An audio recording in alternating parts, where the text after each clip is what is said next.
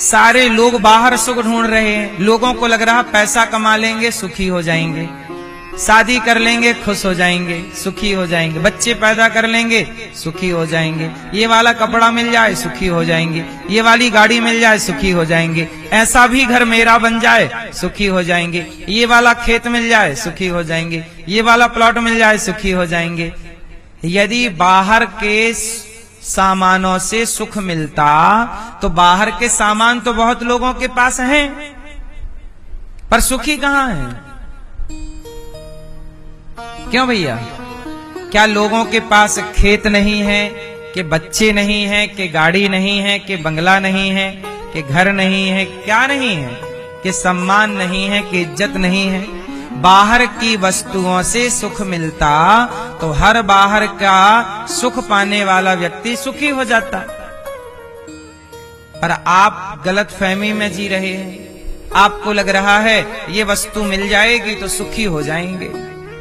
मेरी मां वस्तु सुख नहीं देती। नौजवान लड़कों को लगता है कि बड़का मोबाइल बड़ा वाला मिल जाए और बड़ी गाड़ी मिल जाए सुखी हो गए। उन्हें लगता सब कुछ मिल गया। सब कुछ मिल गया तो गाड़ी और मोबाइल और बंगला पाने के बाद भी इच्छाएं जिंदा हैं कि मर गईं? बोलो। जिस सुंदर स्त्री को आप पाना चाहते हो उसे पा लेने के बाद क्या इच्छाएं स्त्रियों की मर गईं? स्त्री पाने की, पुरुष को पाने की, भोग विलास की इच्छाएं क्या मर गईं? भोग लेने के बाद क्या भोग विलास की इच्छाएं मर गईं? अब जन्म नहीं लेंगी? आप मर जाते हैं, आपके भीतर की इच्छाएं नहीं मरती। सुख बाहर ढूंढने चले हो, बाहर सुख नहीं है। असली सुख कहां है? भीतर। भीतर मतलब हम जितने, अच्छा बताओ असली सुख किसमें है? आप बताओ। बाहर है भीतर है? आपने कहा भीतर है, तो बताओ भीतर मतलब क्या? क्या है भीतर? कहां और कितने भीतर घुसे? कहां जाएं? क्या है भीतर? सुनो अब, भीतर का मतलब है संतुष्टि।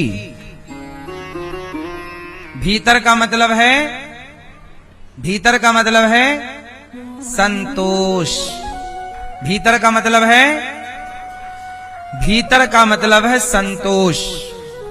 यूं तो इच्छाओं का कोई अंत नहीं है, यूं तो इच्छाओं का कोई, रावण की इच्छाएं पूरी नहीं हुई, दुर्योधन की इच्छाएं पूरी नहीं हुई, लेकिन माता शबरी की इच्छाएं पूरी हो गईं, केवट की इच्छाएं पूरी हो गईं, क्योंकि इनकी कोई अधिक इच्छाएं थी ही नहीं। शबरी की क्या इच्छा थी? घर बन जाए क्या इच्छा थी? महल बन जाए क्या इच्छा थी? बोलो। भोग विलास मिल जाए क्या इच्छा थी? शबरी की इच्छा थी केवल राम मिल जाए। जिसकी सारी इच्छाएं सिमट कर एक इच्छा रह जाएगी, परमात्मा को पाने की। बस वही इच्छा है। हाँ कन्हैया तुम्हें एक नजर देखना है, कन्हैया तुम्हें एक नजर देखना है। भगवान को पाने की इच्छाएं, बाकी इच्छाएं तो धीरे धीरे। अच्छा ये बताओ, मैं बूढ़ों को देखता हूं बड़े परेशान हैं। साहब अब ये उम्र केवल भगवत चिंतन में समाप्त होनी चाहिए। अब इच्छाओं का अंत करिए, क्योंकि सुनो ना, आपका शरीर भी अब आपका साथ छोड़ने लग गया है। शरीर भी हैंग हो जाता है कभी कभी। बोलो हाँ। अब बताओ भैया, आपके शरीर में ताकत बढ़ रही है कि घट रही है? आप बताओ जोर से। घट रही है। आपकी ताकत बढ़ रही है। 20 साल 21 साल ताकत बढ़ती है, 22 साल के लड़के लड़की में ताकत बढ़ती है, 23 साल में ताकत और बढ़ती है, 24 साल में ताकत पीक पर होती है, चरम शरीर की शक्ति। 25 साल के लड़के में लड़की में खूब ताकत होती है, 26 साल 27 साल 28 साल 29 साल 30 साल के लड़के लड़की में खूब ताकत होती है। लेकिन 30 साल के बाद 35 साल तक स्थिर रहती है ताकत। 35 साल तक 25 साल से लेकर 35 10 साल शक्ति बैलेंस रहती है, एक सी बढ़ते क्रम में आप कह सकते हैं। लेकिन 35 के बाद आप एक एक बूंद घटने लग जाते हैं। हाँ या ना? शरीर सदा एक सा नहीं रहता। क्यों मेरी मां? आप 35 के बाद 36 37 38 39 40 धीरे धीरे आप क्या होने लग गए? यदि आपका खान पान ठीक ठाक है तो फिर भी स्थिरता रहेगी, पर फिर भी वह स्थिरता एक एक पॉइंट घटती चलेगी। बोलो हाँ। इसके बाद 40 के बाद तो आप तेजी से गिरने लग जाते हैं नीचे। 50 के होने के बाद आपको थकान होने लग जाती, 40 में ही हो जाती है। धीरे धीरे अब पता ही नहीं चला और आप बुढ़ापे की ओर प्रवेश कर गए। इसलिए कहता हूं, जिंदगी जीने का तरीका क्या है? जितनी जरूरतें हैं उतनी पूरी कर लो। जरूरत और इच्छाएं दोनों में बड़ा अंतर है।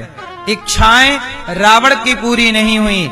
अच्छा, दुर्योधन की क्या इच्छा थी कि पांडवों का धन भी मुझे मिल जाए और पांडवों की पत्नी बहुत सुंदर है द्रौपदी, ये भी मुझे मिल जानी चाहिए। तो द्रौपदी दूसरे की पत्नी मिल जाती और दूसरे का धन मिल जाता, बड़ा मजा आ जाता। जो व्यक्ति अपने धन में संतुष्ट नहीं है, दूसरों का धन पाना चाहता है, उसी का सर्वनाश होता है। यदि दुर्योधन अपने धन में संतुष्ट होता, अपनी पत्नी में संतुष्ट होता, तो उसके जीवन में संकट था ही कहां? संकट होता नहीं है। आपकी गलत इच्छाएं संकटों को निमंत्रण देकर बुला लेती हैं। जैसे रावण पर कोई संकट नहीं था। रावण ने सीता मां को चुरा के संकट को निमंत्रण देके बुला लिया, आओ संकट आओ। यदि रावण सीता को ना चुराता तो क्या संकट था उस पर, बताओ? उत्तर दो। इच्छाएं। रावण को किसने मार डाला? रावण की इच्छाओं ने। आपको कौन परेशान करता है? आपकी इच्छाएं। इसलिए कहते हैं, इन इच्छाओं को किनारे करिए और जिंदगी जरूरत के हिसाब से जिया करो। आपकी जरूरत क्या है? मेरी जरूरत क्या है? मेरी जरूरत है पेट भर भोजन, पेट भर पानी और 8 घंटे की 7 घंटे की नींद। बच्चे पढ़ जाएं, बच्चे संस्कारी हों, रहने को एक घर, चलने को एक गाड़ी, रोटी कपड़ा मकान शिक्षा, यही सबकी नीड है, यही सबकी आवश्यकताएं हैं। रोटी कपड़ा मकान और शिक्षा, यही जरूरत है। इतना सबका पूरा हो रहा है, अब परेशान क्यों है? वो भी, उसका भी मिलना चाहिए मुझे, उसका भी मिलना चाहिए। इसलिए लोग परेशान हैं। इसलिए कहता हूं कि संसार में सबसे सुखी कौन है? जो संतुष्ट है। इसलिए जितना विधाता ने दिया है, मेहनत करते रहो, काम करते रहो। साइकिल दी है, साइकिल में खुश रहो। मोटरसाइकिल है, उसमें खुश रहो। 10 लाख की कार है, उसमें खुश रहो। तुम्हारी पत्नी गोरी है, काली है, खुश रहो। जैसी है प्रसन्न रहो। आप जब दूसरों का देख करके परेशान होते हैं तो अपने विनाश को निमंत्रण दे देते हैं। इसलिए दूसरों का सुख देख कर परेशान ना होइए। रावण दूसरे की पत्नी चुरा के ले आया, दुर्योधन पांडवों का धन हड़प लिया, महाभारत हुआ। कोई रोने वाला नहीं बचा। बात समझ में आई कि नहीं? तो सबसे बड़ा धन क्या है? राम के जीवन में कितना बड़ा संतोष है। अब बताओ, राम राजा बनने वाले थे, लेकिन राम को भेज दिया गया वनवास। और राम जी वनवास गए तो क्या राम जी वनवास में रोते रहे कि मेरे पिता ने वनवास दे दिया, मुझे तो राजा बनना था, वनवास भेज दिया? क्या राम रोए? उत्तर दो मेरी मां, क्यों नहीं रोए? क्योंकि राम जी राजा बनते उसमें भी संतुष्ट थे, और नहीं बने उसमें भी संतुष्ट हैं। भगवान मुझे जो बना दे मैं उसमें संतुष्ट हूं, यही जीवन का सुख है। राजा बनाओ या रंक बनाओ, मर्जी आपकी। अब सौंप दिया इस जीवन का सब भार तुम्हारे हाथों में। मैं क्यों डिसाइड करूं कि मैं क्या बनूंगा? अच्छा बताओ, हनुमान जी क्या बने? हनुमान जी क्या बने? जोर से, किसने बनाया? क्या हनुमान जी ने सोचा था कि मेरी पूजा राम से ज्यादा होगी? उत्तर, हनुमान जी ने ये नहीं सोचा कि मेरी पूजा होगी। हनुमान जी ने अपने आप को सौंप दिया राम के हवाले। जब आप सौंपते हैं अपने आप को, तो आपकी प्लानिंग आप नहीं भगवान करने लग जाते हैं, और वो अपने से आगे आपको करते हैं। आप सौंप तो दीजिए। हाँ, भगवान क्या कहते हैं? तू आगे चलता जा, तेरे पीछे मैं चलूंगा। तू आगे चलता जा, तेरे पीछे मैं चलूंगा। तू थक भी गया राहों में, मैं तुझको उठा के चलूंगा। हर वक्त हर घड़ी, हर वक्त हर घड़ी मैं साया बन के चलूंगा। तुम 2 कदम चलो, मैं 10 कदम चलूंगा। तुम 2 कदम तो चलो, भगवान कहते मैं तुम्हारे लिए चलो। आप अर्जुन ने नहीं सोचा था कि मैं महाभारत जीतूंगा। अर्जुन ने तो केवल अपने आप को कृष्ण के चरणों में सौंप दिया। आप बताओ, आप कब सौंपोगे अपने आप को?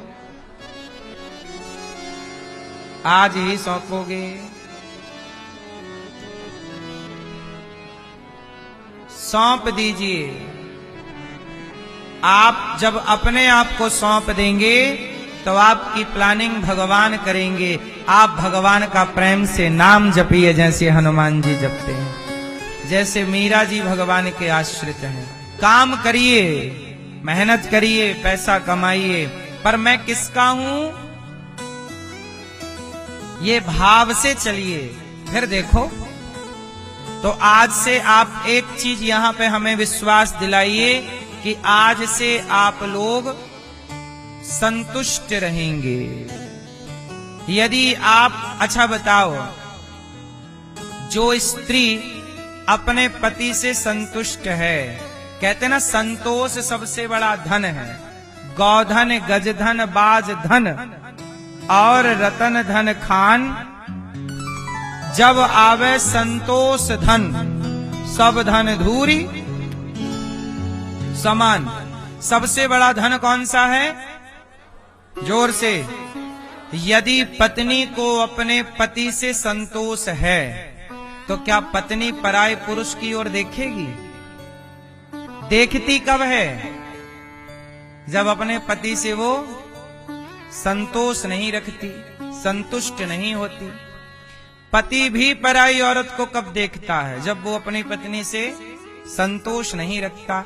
इसलिए अपनी पत्नी में, पति में, परिवार में, पैसे में जितना कमाते हो उसमें संतोष रखो।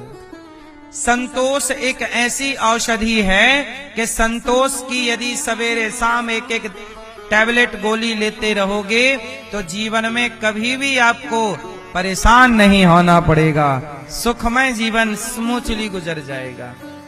आप परेशान कब होते हैं? जब दूसरों का देखते हैं, धन देखते हैं, संपदा दे, अरे वो तो बहुत तरक्की कर गया, हम जहां की तहां हैं। आप मेहनत करो ना, प्लानिंग अच्छी बनाओ ना, ईमानदारी से चलो। वो कहां पहुंच गया वे ये मत देखो, आप मेहनत करके आप भी आगे। आपका हाथ किसी ने नहीं पकड़ा, आपके पांव में बंधन किसी ने नहीं डाला, चलो ना आप भी। दूसरों को देखकर जल करके अपने अंदर, अच्छा ये बताओ, बोलो माचिस, तीली, ये बताओ माचिस की तीली जब यूं करते हैं, माचिस से घर्षण करते हैं तो कौन जलता है? क्या जलती है? क्या जलती है? जब माचिस की तीली को रगड़ते हैं माचिस से तो आग प्रकट होती है, लेकिन वो आग जंगल को बाद में जलाएगी, किसी को बाद में जलाएगी। सबसे पहले किसे जलाती है? बोलो, तीली को। वो अपने आप को पहले जलाती है। जो व्यक्ति दूसरों को जलाना चाहता है वो ये याद रखे कि दूसरा बाद में जलेगा, उसी आग से पहले खुद को जलना होगा। माचिस की तीली दीपक जलाती है।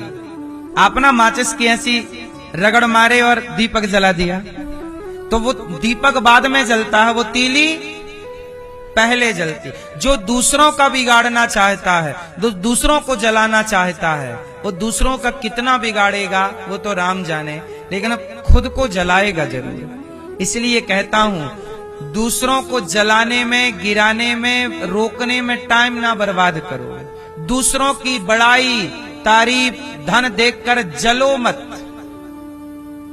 अपने को बेहतर बनाने में समय खर्च करो। आपका ज्यादा से ज्यादा समय कहां खर्च होता है?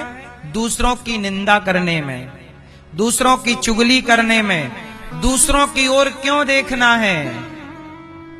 अपनी ओर देखिए ना। एक बार क्या हुआ, सुई और चलनी की भेंट हुई। सुई, बोलो सुई, चलनी, आटा चालने की। एक दिन चलनी बोली, सुई वैसे तो तुम बहुत अच्छी हो, पर तुम में एक कमी है। क्या? तुम्हारे पीछे एक छेद है, वो हमें दिख रहा है। चलनी बोल रही है सुई को कि तेरे भीतर जोर से एक छेद है, तेरे अंदर एक बुराई है, एक कमी है। ये कौन कह रहा है? चलनी, वो चलनी जिसमें स्वयं में हजारों छेद हैं, सैकड़ों छेद हैं।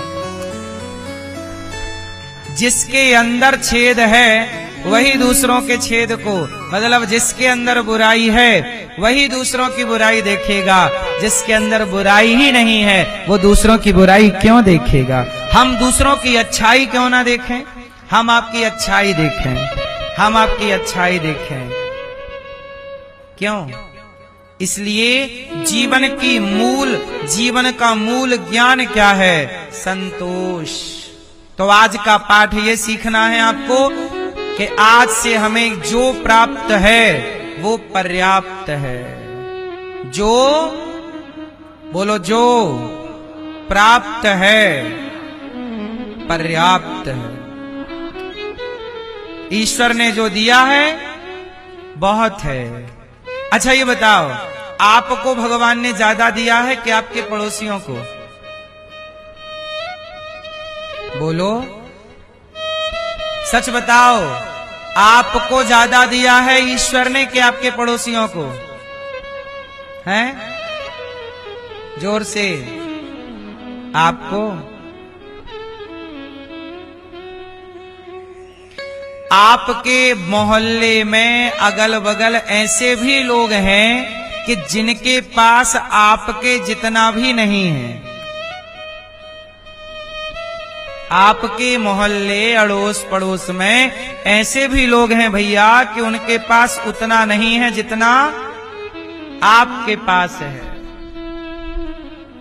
इसका मतलब है औरों से आप बहुत अच्छे हैं, फिर भी आपकी शिकायतें हैं, ये नहीं वो नहीं। अरे शिकायतें बहुत हो सकती हैं, पर शिकायतों से व्यक्ति तनाव भरी होगी, शिकायतों से जिंदगी तनाव और चिंता और डिप्रेशन से भरी होगी।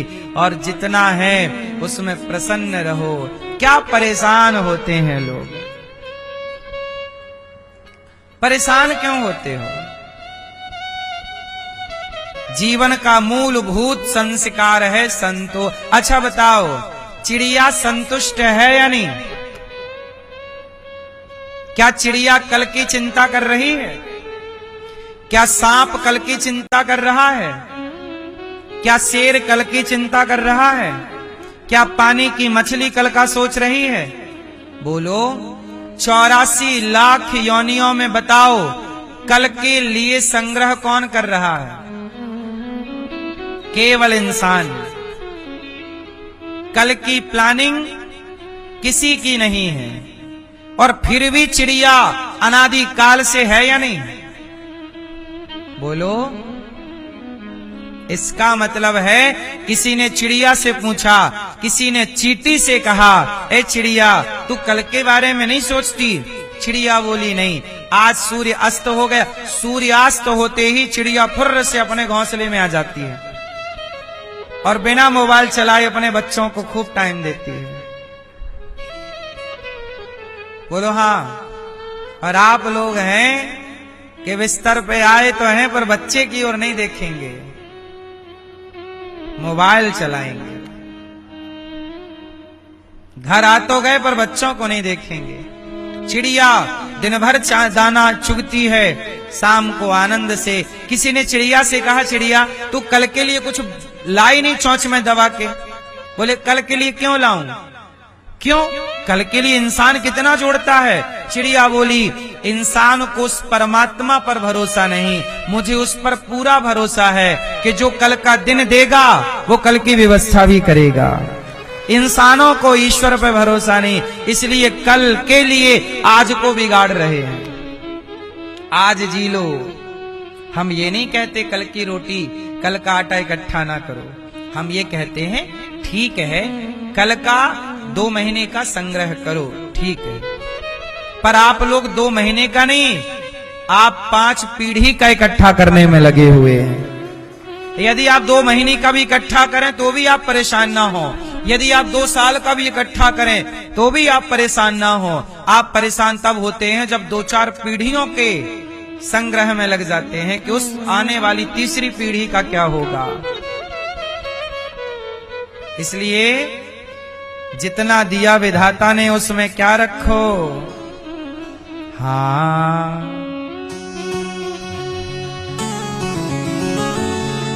हर हमेशा भगवान का धन्यवाद, मुझे तुमने दाता